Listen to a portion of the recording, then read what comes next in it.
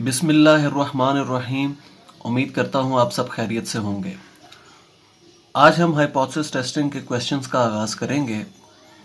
पहले मैंने जो 2 वीडियोस बनाई हैं उनमें आपको हाइपोथेसिस टेस्टिंग के अंदर जो अहम चीज़ें होती हैं हर क्वेश्चन के अंदर जो आपने देखनी होती हैं, जैसे जनरल इन्फॉर्मेशन, स्पेसिफिक इन्फॉर्मेशन और पॉपुलेशन मीन की टेस्टिंग के 3 केसेस, प्रोपोर्शन के टेस्टिंग का 1 केस, उसके अलावा जो फार्मूले यूज़ होते हैं वो सारी चीज़ें हमने पहली 2 वीडियोस में डिस्कस कर ली। तो आज हम क्वेश्चन करते हैं और देखते हैं कि वो चीज़ें कैसे इस्तेमाल होंगी। तो आपके सामने एक्सरसाइज का क्वेश्चन मैंने लिखा है। A random sample of 200 trucks were driven on the average 16,300 kilometers a year with a sample standard deviation of 3,100 kilometers. अब ये जो पहले फ़िक्रे में इंफॉर्मेशन आई है यहाँ से लेकर यहाँ तक, अब हमने देखना है कि ये जनरल बात हुई है या स्पेसिफिक बात हुई है। तो देखिए यहाँ पर जो बात हुई है ये रैंडम सैंपल की बात है और रैंडम सैंपल ऑफ 200 ट्रक्स, यानी कि ये ख़ास बात हुई है, सिर्फ 200 ट्रक्स की बात हुई है, सैंपल की बात हुई है। फिर आगे उसने यहाँ पर एवरेज दे दी, यानी कि ये सैंपल एवरेज है और ये स्टैंडर्ड डेविएशन दे दी, ये सैंपल स्टैंडर्ड डेविएशन है। यानी कि आपको जो इन्फॉर्मेशन दी गई है ये n इज़ इक्वल टू 200 है, ठीक है, सैंपल साइज आपको दिया हुआ है। x bar is equal to 16,300 है और अब देखना है ये स्टैंडर्ड डेविएशन कौन सी वाली है। अब ये सैंपल स्टैंडर्ड डेविएशन है, सिग्मा नहीं हो सकती, सिग्मा पॉपुलेशन स्टैंडर्ड डेविएशन होती है। तो ये सैंपल स्टैंडर्ड डेविएशन है, हमने ये तय करना है ये स्मॉल एस है या कैपिटल एस है। तो यहाँ पर देखें ये एन, मैंने आपको रूल दिया था, पिछली वीडियो में बताया था, अगर n greater than equal to 30 हो तो फिर ये कैपिटल एस होता है, ठीक है। तो ये आपको कैपिटल एस दिया गया है। अच्छा, आगे पढ़ते हैं। Test the null hypothesis that the truck is driven on the average 17,000 kilometre a year against the alternative hypothesis that the average is less than 17,000 kilometers. तो यहाँ पर जो बात की गई कि आपने ये हाइपोथेसिस टेस्ट करना है कि ट्रक ऑन एवरेज 17,000 किलोमीटर चला है। अब यहाँ पर जनरली ट्रक की बात हुई है, कोई 10 ट्रकों की या 20 ट्रकों की बात नहीं हुई, ट्रक्स की बात हुई है, ठीक है। तो ये जनरल बात है, ये आपको म्यू दिया हुआ है, म्यू इज इक्वल टू 17,000, ठीक है। मैं यहाँ आपके सामने लिख देता हूँ, म्यू इज इक्वल टू 17,000। और ये जो बात की गई है दूसरी बात कि टेस्ट करें against the alternative hypothesis that it travels less than 17,000 kilometres, ठीक है। तो आपको एक एच नॉट दिया गया है, नल हाइपोथेसिस, ये आपने याद रखना, 2 हाइपोथेसिस होते हैं, एक होता है नल हाइपोथेसिस और एक होता है अल्टरनेटिव हाइपोथेसिस। अब सवाल पैदा होता है कि मैंने इसको नल क्यों लिखा, इसको अल्टरनेटिव क्यों लिखा। देखिए, जो भी हाइपोथेसिस हम टेस्ट कर रहे होते हैं, जिसको हमने टेस्ट करना होता है फॉर पॉसिबल रिजेक्शन, वो नल हाइपोथेसिस होता है और उसका उलट जो होता है वो अल्टरनेटिव हाइपोथेसिस होता है। आसान लफ्ज़ों में अगर आपने इस चीज़ को याद रखना है तो नल हाइपोथेसिस में आपको इक्वल टू का साइन नज़र आएगा, या कुछ सवालों में लेस इक्वल का, कुछ सवालों में ग्रेटर इक्वल। तो ये 3 साइन आपने याद रखने हैं, ये हमेशा एच नॉट में होते हैं, लेस इक्वल, ग्रेटर इक्वल और इक्वल टू का साइन, ठीक है, ये हमेशा एच नॉट में होंगे। तो यहाँ पर एवरेज इज इक्वल टू 17,000 है तो ये इसमें आएगा। दूसरी बात जो अल्टरनेटिव हाइपोथेसिस की कि एवरेज इज लेस देन 17,000, तो लेस का साइन हो, ग्रेटर का साइन हो, नॉट इक्वल टू का साइन हो, ठीक है, ये H1 में आते हैं, ये आपने याद रखना है, लेस का साइन, ग्रेटर का साइन और नॉट इक्वल टू का साइन। जी, तो हाइपोथेसिस टेस्टिंग के 6 स्टेप्स होते हैं। एक क्वेश्चन को मुकम्मल करने के लिए आपने 6 स्टेप्स करने होते हैं। पहला स्टेप जिसमें हम नल और अल्टरनेटिव हाइपोथेसिस लिखते हैं, ये आपके सामने लिखा हुआ है।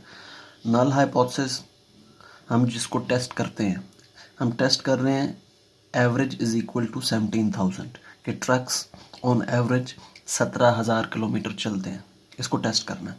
अगेंस्ट द अल्टरनेटिव क्या है कि म्यू इज़ लेस देन 17,000। यहाँ पर आप बात एक याद रख लीजिए कि इक्वल टू का उलट जो है वो लेस भी हो सकता है, ग्रेटर भी हो सकता है और नॉट इक्वल टू भी हो सकता है। तो ये तीनों तरह के हाइपोथेसिस सेट किए जा सकते हैं। इस सवाल में mu is less than 17,000 question में आपको गिवन था। दूसरा स्टेप लेवल ऑफ सिग्निफिकेंस होता है। ये आपको क्वेश्चन में दे दिया जाता है। अल्फ़ा कभी 0.01, 0.02, इस केस में आपको 0.05 दिया गया है। ठीक है, बाज़-औक़ात नहीं भी दिया जाता तो उस केस में आपने अपनी मर्ज़ी से 0.05 ले लेना होता है। ठीक है, आगे चलते हैं। अब ये किस केस का क्वेश्चन है? जब मैंने सबसे पहले इन्फॉर्मेशन लिखी तो आपको कहा कि ये आपको क्वेश्चन में कैपिटल S 3100 दिया गया है। ठीक है, ये मैंने लिखा था। तो यहाँ से आपको पता चल गया कि ये दूसरे केस का क्वेश्चन है। कल मैंने आपके साथ फार्मूले शेयर किए थे। टोटल 3 केसेस हैं।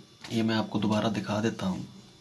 ये हमने डिस्कस किए थे कल कि केस 1 तब अप्लाई होता है जब सवाल में सिग्मा गिवन हो। ठीक है, एन जो मर्जी हो। केस 2 तब अप्लाई होता है जब सवाल में सिग्मा ना दिया गया हो और n greater than equal to 30 हो। 30 से बड़ा या बराबर भी हो सकता है। ठीक है, तो ये वाला सवाल ये शराइत पूरी कर रहा है, सिग्मा गिवन नहीं है इसमें और एन 30 से बड़ा है। आपको कैपिटल एस दिया गया है, इसलिए दूसरा केस लगेगा। तीसरा केस तब लगता है जब सिग्मा ना दिया गया हो और एन लेस देन 30 हो। ठीक है, तो इसलिए हम ये फार्मूला यूज़ कर रहे हैं। अच्छा, आगे बढ़ते हैं, इसको कैलकुलेट करते हैं। चौथे स्टेप में हम टेस्ट स्टैटिस्टिक जो यहाँ लिखा होता है फार्मूला, उसकी वैल्यू कैलकुलेट करते हैं। तो ये एक्स बार 16,300 मैंने आपको बताया, म्यू 17,000 है, एस 3100 है और एन जो है वो 200 है। अब बच्चे इस स्टेप पे भी पहुंच के आंसर गलत ले आते हैं। तो यहाँ पर आपने कैलकुलेटर का इस्तेमाल ठीक तरीके से करना है। आप इसे 2 स्टेप्स में कर सकते हैं। 3100 डिवाइडेड बाय √200 करके, ठीक है, आंसर बेशक ना लिखें। ये देखें, ये आपको ऐसे ही पता चल रहा है 16,300 माइनस 17,000 करें तो ये -700 होता है। तो आप 700 को इसका जो भी आंसर आया होगा उससे डिवाइड कर दें, तो ये -700 था, 7 माइनस लगा दें बस। तो कैलकुलेटर को ठीक तरीके से इस्तेमाल करना है ताकि इस स्टेप पे आके आप गलती ना करें। अगला स्टेप है जी क्रिटिकल रीजन। अब ये भी मैंने आपको बताया था कि 3 तरह के क्रिटिकल रीजन आपको देखने को मिलेंगे। ये देखिए जी, कल की वीडियो में मैंने आपको बताया था कि ये आपको क्रिटिकल रीजन देखने को मिलेंगे। आपने किस चीज़ पे गौर करना होता है कि H1 में कौन सा सिंबल, कौन सा साइन यूज़ हो रहा है। तो अगर H1 में आपको लेस का साइन नज़र आ रहा है, ठीक है, H1 को देख के क्रिटिकल रीजन बनाया जाता है, फिर ये क्रिटिकल रीजन बनेगा। अगर ग्रेटर का साइन हो तो फिर ये बनता है, नॉट इक्वल टू का साइन हो तो फिर ये बनता है। ठीक है, और हम ज़ाहिर है जी टेस्ट इस्तेमाल कर रहे हैं तो हमने टी वाले नहीं देखने क्रिटिकल रीजन, जी वाले देखने।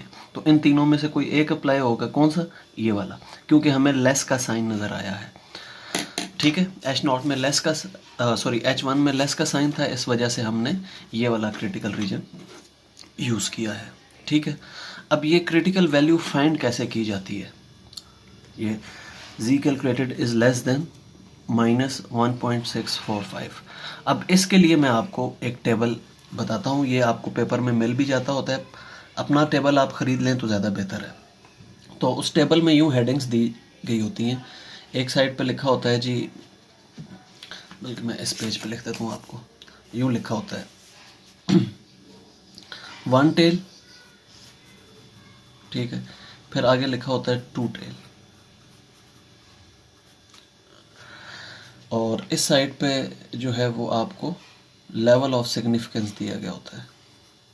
लेवल ऑफ सिग्निफिकेंस यानी कि अल्फ़ा की वैल्यूज़। तो अल्फ़ा की वैल्यूज़ मुख्तलिफ 0.01 दी गई होगी, 0.02, 0.03, इस तरह सारी वैल्यूज़ दी गई होंगी। और यहाँ आगे आपको इस जगह पर वैल्यूज़ लिख के दी गई होंगी 1 टेल 2 टेल की। अब आपने यहाँ से डायरेक्टली वैल्यूज़ पिक करनी होती हैं। अब कैसे पता चलेगा कि ये 1 टेल का सवाल है या 2 टेल का सवाल है? देखें, अगर क्रिटिकल रीजन इस तरह के है, ये वाला या ये वाला, मतलब लेस का साइन है H0 में, सॉरी H1 में, या ग्रेटर का साइन है, तो ये 1 टेल टेस्ट कहलाते हैं। अगर नॉट इक्वल टू का साइन है H1 में, तो ये 2 टेल टेस्ट कहलाते हैं। ठीक है, अगर आप ये वाला क्रिटिकल रीजन यूज़ कर रहे हैं या ये वाला यूज़ कर रहे हैं, फिर आपने टेबल के अंदर 1 टेल के अंदर वैल्यू देखनी होगी। यहाँ से लेवल ऑफ सिग्निफिकेंस जो भी है, फ़र्ज़ करें आपके केस में 0.05 था, ठीक है, 0.05 के अगेंस्ट वैल्यू यहाँ लिखी होगी 1.645, तो आपने 1 टेल से वैल्यू पिक कर लेनी है। 2 टेल में यहाँ वैल्यू लिखी होगी 1.96, ठीक है, ये पिक नहीं करनी, क्योंकि इस केस में आपका सवाल 1 टेल का सवाल था।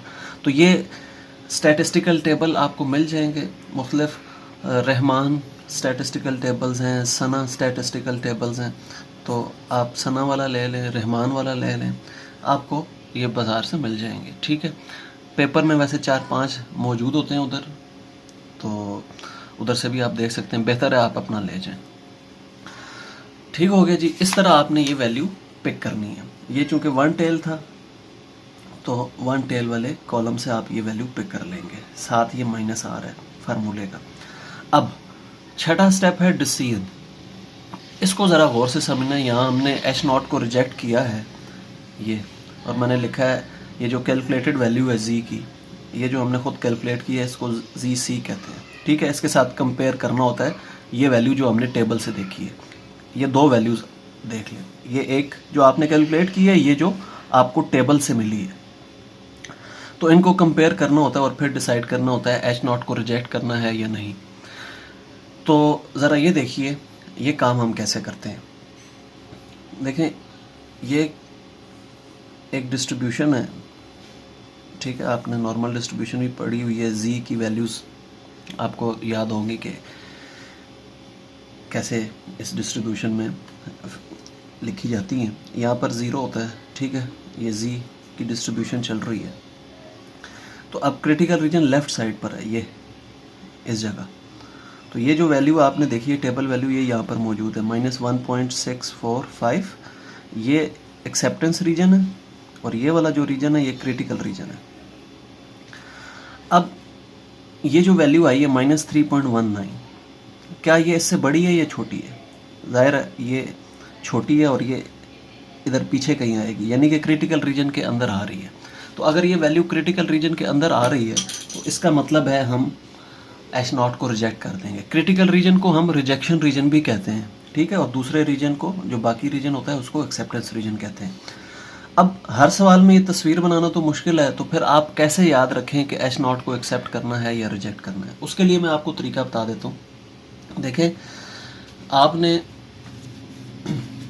ये देखना है, ये कंडीशन जो है ये अगर सेटिस्फाई हो जाए, फिर आपने H0 को रिजेक्ट कर देना है। सेटिस्फाई हो जाने का मतलब क्या है? देखें, आप यहाँ रफ वर्क करें, रफ वर्क, ZC की वैल्यू पुट करें, -3.19 पुट कर दी, इज़ लेस देन -1.645। अब ये बात दुरुस्त है या नहीं, ये कंडीशन सही साबित हो गई या नहीं? दुरुस्त है जी, वाकई ये छोटा नंबर है इससे। तो अगर ये कंडीशन दुरुस्त हो, उस सूरत में हम H0 को रिजेक्ट करते होते हैं। ये बात अगर आप याद रख लें तो आपका सवाल गलत नहीं होगा। देखें, हमने H0 को रिजेक्ट किया, तो कंडीशन सेटिस्फाई हो जाए उस सूरत में H0 को रिजेक्ट कर दें, कंडीशन सेटिस्फाई ना हो तो उस सूरत में H0 को रिजेक्ट ना करें। ठीक है, तो ये एक सवाल था जिसको मैंने तफसील से डिस्कस किया। अब अगली वीडियोस में मैं चंद मज़ीद केसेस डिस्कस करूँगा, जिनको हम जल्दी यही सारे 6 स्टेप्स होंगे। यह चूँकि पहली वीडियो थी, मैंने तफसील से डिस्कस की। आगे जो वीडियोस आएंगी उनमें हम मुख्तलिफ़ केसेस डिस्कस करेंगे और जल्दी बात करेंगे।